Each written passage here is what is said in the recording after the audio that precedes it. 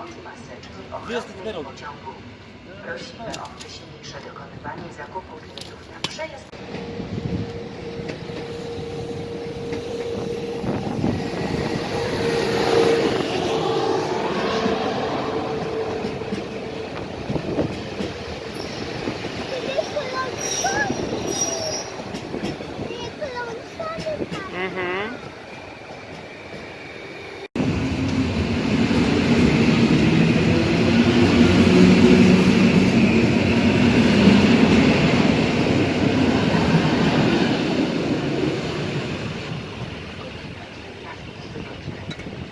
Przez stację Działdowo, Ława Główna, Malbork, Gdańsk Główny, Sopot przyjedzie z opóźnieniem około 20 minut.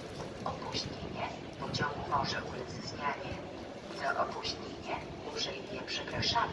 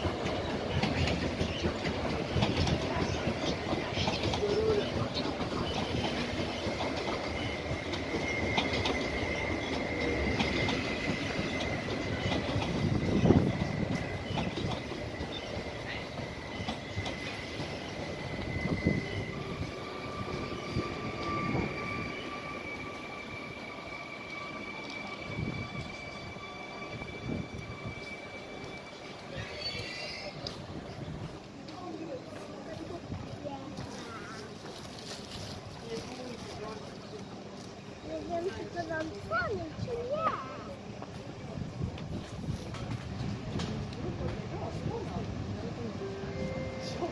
Pociąg SKM S1 ze stacji Prusznic do stacji Otwock jedzie na tor 21 przy peronie 7.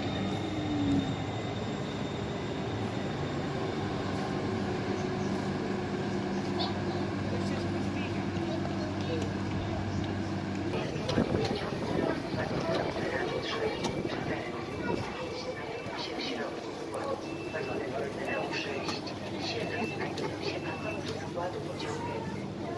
Planowany odjazd pociągu o godzinie 14:34.